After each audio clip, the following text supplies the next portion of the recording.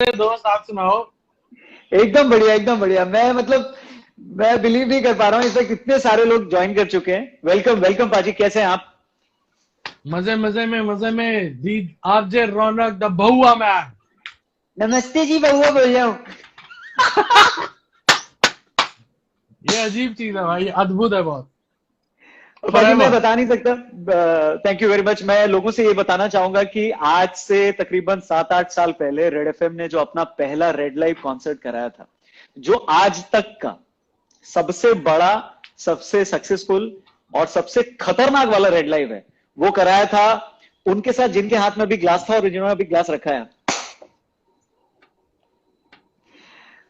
और उस खतरनाक वाले रेड लाइव इवेंट में एक चीज हुई थी कि अचानक हनी सिंह ने तकरीबन 13 या 14 गाने गाए थे और आधे में हनी सिंह रुक गए स्टेज पे।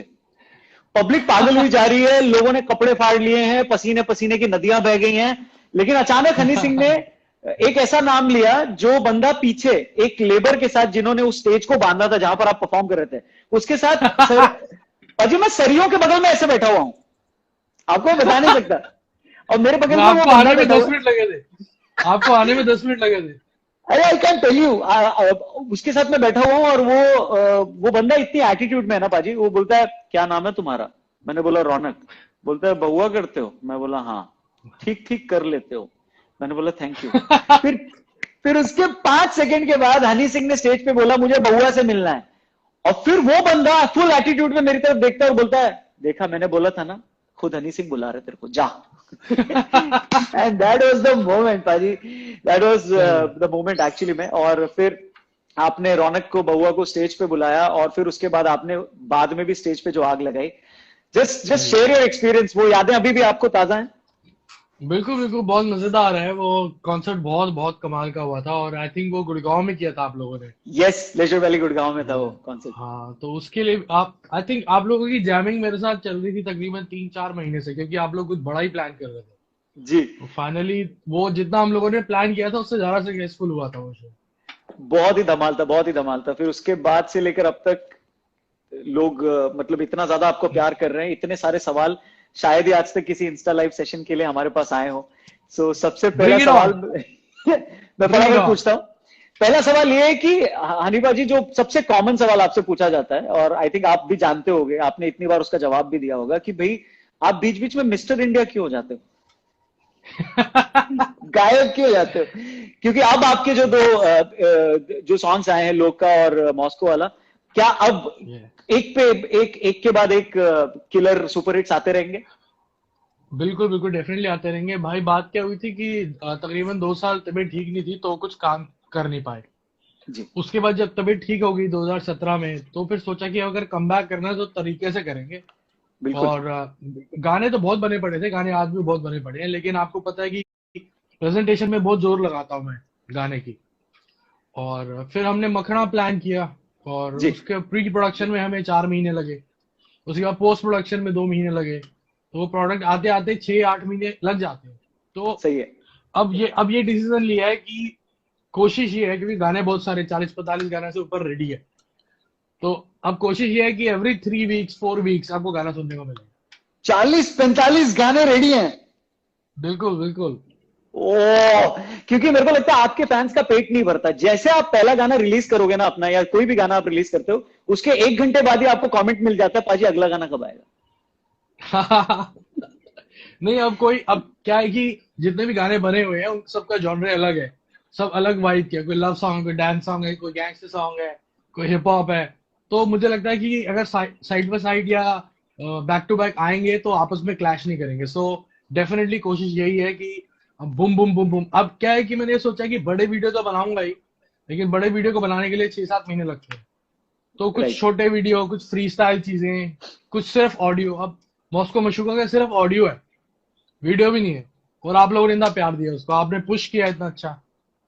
लोग इनफैक्ट सबसे कॉमन सवाल ये भी आया हमारे पास कि इसका वीडियो हम लोग बहुत मिस कर रहे हैं, तो क्या लॉकडाउन के बाद वीडियो भी रिलीज होगा? कुछ प्लान कर रहे हो आप लोग? डेफिनेटली इसका लॉकडाउन के बाद वीडियो भी करेंगे। इनफैक्ट मैं बताना चाहूंगा कि मॉस्को मशरू का तो जस्ट हैपन हो गया। इससे पहले एक गाना है फर्स्ट किस और सैया।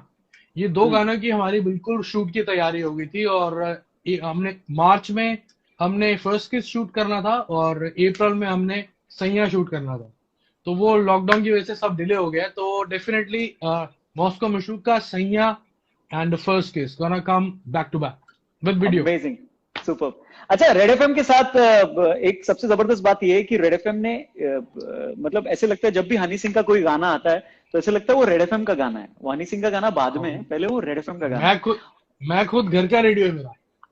वर्कआउट ज्यादा हो रहा है क्या, क्योंकि आप धीरे धीरे और लीन होते जा रहे हो, और एक फोटो आपने अभी ऐसी डाली है, सो क्या वर्कआउट ज्यादा हो रहा है?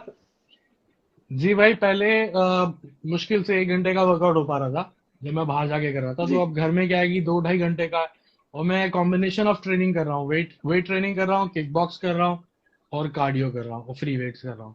तो और ऊपर से यह है कि घर पे हूँ तो अच्छा खाने को मिल रहा है, नहीं तो बाहर का आपको पता है मुझे स्ट्रीट फूड खाने की बहुत गंदी आदत है। तो तो वो चीज बहुत अच्छा काम कर रही है। और सबसे इम्पोर्टेंटली गाने बना रहा हूँ बैक टू बैक, और वर्कआउट पे। और एक चीज और बड़ी कर रहा हूँ मैं, दिखाना दिखाना फ्री टाइम में एक चीज और बहुत कर रहा हूँ मैं आजकल, हाँ जी, हाँ जी। मच्छर मार रहा हूँ।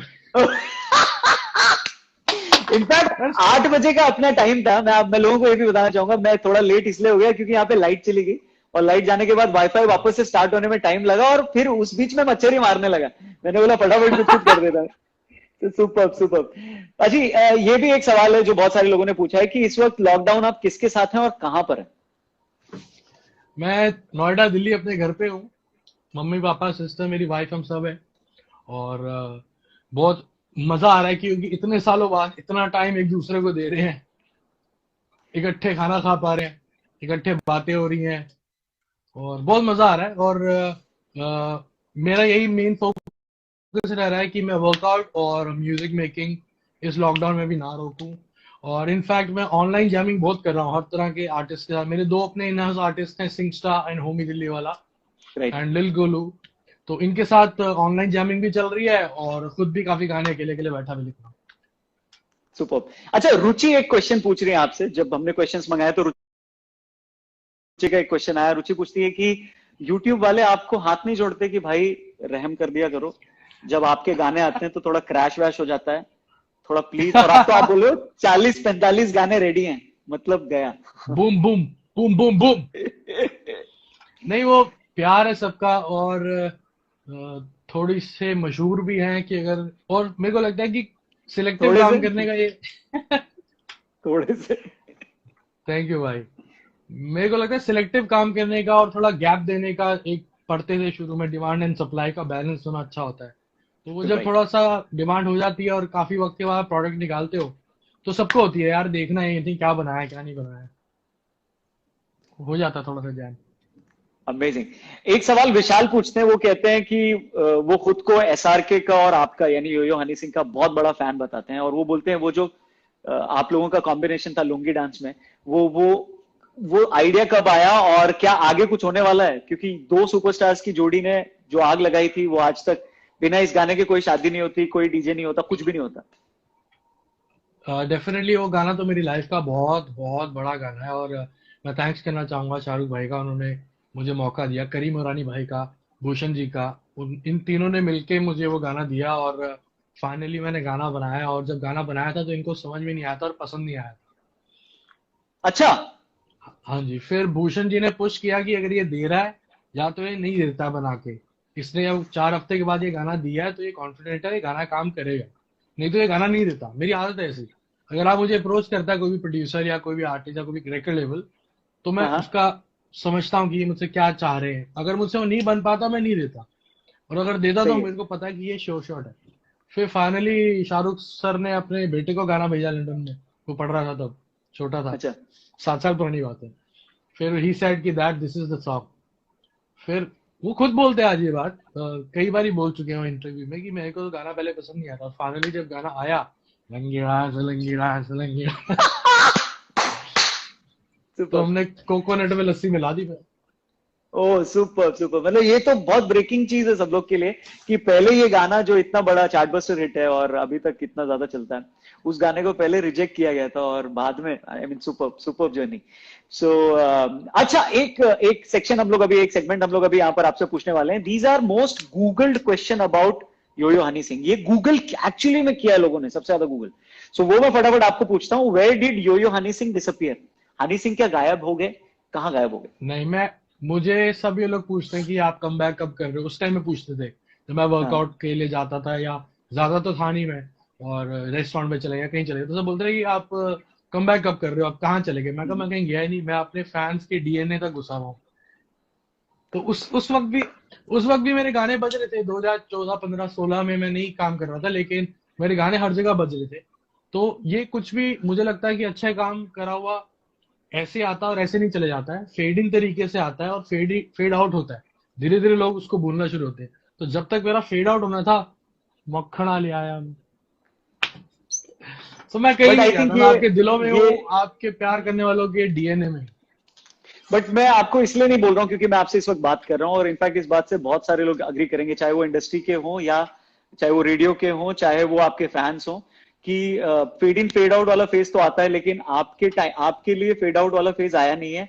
और रही बात आपने डीएनए, आप उसके अंदर से भी घुसे हो, कितनी भी शादियां हो, कोई भी पार्टी हो, कोई भी, मैं बोल रहा हूँ मुंडन में भी लोग डीजे बजाते हैं। और मुंडन से लेकर के और शादी तक में, यानी बच्चे का सबसे पहले सेरेमनी से लेकर के बच्चे की सेटलमेंट तक, और जो जो बुड्ढे बुड्ढियों की, आंटी अंकलों की मैंने 50वीं एनिवर्सरी को मैंने होस्ट किया है, वो जब आपके गाने पे नाचते हैं तो ऐसा लगता है भाई ये खत्म नहीं होने वाले, ये खत्म नहीं होने वाले। सही है, सही है। सो कोशिश यही एक रही है शुरू से कि कोशिश अमेजिंग यही अमेजिंग रही है भाई। कि किसी एक तबके को या एक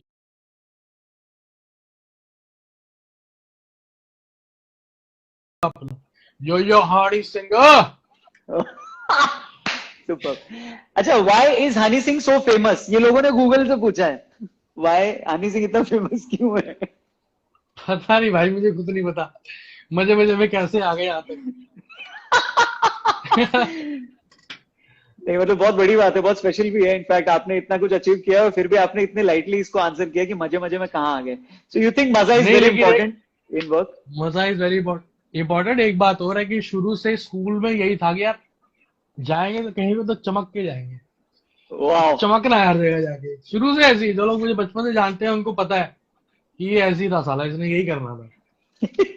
ऑल तो आइज जितने ऑन लोग मी। आपको, हाँ, सुपर। तो जी बाजी भाई। जितने लोग आपको फॉलो करते हैं, आपकी आपके जो फैन फॉलोइंग है, आप अभी अपन ने बात की, वो उसका रेंज बहुत बड़ा है। मतलब एक छोटा बच्चा भी घर पे अगर आपके गाने सुनेगा तो वो थिरकना चालू कर देता है, और एक वो रेंज बहुत बड़ा है। तो अब जो लोग आपको एडमायर करते हैं, जो लोग आपको आइडल मानते हैं, आपको क्या लगता है उनको आप क्या बोलोगे? बिकॉज बहुत इंपॉर्टेंट है राइट डायरेक्शन मिलना ऐसे आर्टिस्ट लोगों को आप लोगों की तरफ से। अभी बेसिकली क्या है भाई, इस दौर में भी यूट्यूब का दौर है और ट्यूटोरियल्स का दौर है। तो आजकल जितना भी टैलेंट आ रहा है वो बहुत फाइन आ रहा है और बहुत मंजा हुआ है ऑलरेडी। इनको पता है क्या सही है क्या गलत है। तो राइट। मैं बस यही शेयर करना चाहूंगा एक ही चीज की, टेक्निकली गाने बन सकते हैं, लिरिकली गाने बन सकते हैं, लेकिन दिमाग से ज्यादा अपने दिल को फॉलो करके गाने बनाने चाहिए। वो ज्यादा काम करते हैं, क्योंकि गाना अमेजिंग, थैंक लिखने यू। का कोई फॉर्मूला नहीं है। Yeah. एक और सवाल है जो सबसे ज्यादा लोगों ने पूछा है कि हनी सिंह का एजुकेशनल क्वालिफिकेशन क्या है? गूगल किया लोगों ने। BSc BSc in IT, bachelor of sciences information technology, जो मैंने रगड़ फेल हो के पास करी। और उसमें मैं पैरेलल सीख रहा था म्यूजिक प्रोडक्शन, कभी इधर से कभी उधर से कभी इधर से। बहुत अमेजिंग, कम थैंक लोगों यू को थैंक पता है। यू। थैंक यू बाजी। लोग इसमें से भी कुछ सवाल पूछ रहे हैं, एक आध सवाल मैं यहां से ले लेता हूं और ये लास्ट ही उठा होगा। लो भाई। आपके पुराने हेयर स्टाइल के बारे में लोग पूछ रहे हैं कि वो उसको देखने के लिए लोग तरस रहे हैं, तड़प रहे हैं। भाई वो आपको पता ही है, जब शुरू किया था मैंने ये उड़ाने का, फिर उसके बाद काफी बच्चे आ गए जिन्होंने ये सब बना लिया। तो मेरे को यही है कि थोड़ा टाइम लगेगा, लेकिन मेरे को यही है कि थोड़ा नई लुक ही मेंटेन करूं, दोबारा भीड़ जो कर रही है वो ना करूं। तो शुरुआत करी थी मखना से, मेरे को कम बैक करना था, तो मैं कहा लेट्स गो लिल माफिया स्टाइल, लंबे बाल। तो अब लंबे बाल अभी हो गए 3 4 बारी, now I am doing this pony. तो पुराना नहीं, कुछ नया देंगे। शिबो yo Honey Singh, always something new. Super. बाजी जाते जाते एक मैसेज उन सारे लोगों को जिनके अंदर अभी भी चुल मची होती है कि लॉकडाउन में भी उनको बाहर जाना है और मस्ती करनी है, गेड़ी मारनी है, तो उनको प्लीज आप अपने स्टाइल में समझा दो कि घर पे रहो, वरना। भाई मुझसे ज्यादा आवारा लफंटर गेड़ीबाज कोई नहीं होगा। ठीक है, मैं रह नहीं सकता हूँ बिना गेड़ी के। अगर मैं बॉम्बे में भी हूँ तो मेरे वहां यार दोस्त है ना, स्टूडियो में काम खत्म किया, भाई अब क्या, मैं कहा मुझे कोई क्लब नहीं जाना, मुझे गेड़ी घुमाओ, मुझे शहर घूमना, स्ट्रीट फूड खाना। तो मेरी वो आदत है। तो लेकिन सबसे ये रिक्वेस्ट है कि जब इतना बड़ा गेड़ीबाज घर बैठा है आराम से, क्या बात है। वर्कआउट कर रहा है, म्यूजिक बना रहा है, घर पे बैठा घर का खा रहा है, तो भाई ये कोई मजाक नहीं है। पूरी दुनिया इस टाइम खतरे में है और ये कोई मजाक नहीं है। ठीक है ना। हम क्या कर रहे हैं इसमें, फनी चीजें कर रहे हैं, कभी इंस्टा पे कुछ कर रहे हैं, कभी यहाँ कुछ कर रहे हैं, वो ठीक है, वो हम अपने दिल बनाने के लिए कर रहे हैं, पॉजिटिविटी के लिए कर रहे हैं। राइट। लेकिन उस फुकरीपंती में घर से बाहर निकलना वो बेवकूफ है। Super, so that was a message. ये आपको प्लीज लाउड एंड क्लियर आपने बताया, थैंक यू वेरी मच। बहुआ की तरफ से नमस्ते जी, हनी सिंह जी, मजा आ गया। Thank you brother, thank you very much. और एक स्पेशल बहुआ भी हम लोग करने वाले हैं, जो मैं लोगों जी, को बाद में दिखाऊंगा। ये फिलहाल हम लोग इंस्टा लाइव यहाँ पर खत्म करते हैं। पाजी please take care, have fun and जल्दी लव यू मुलाकात ब्रदर, होती है। Thank you. Thank you brother.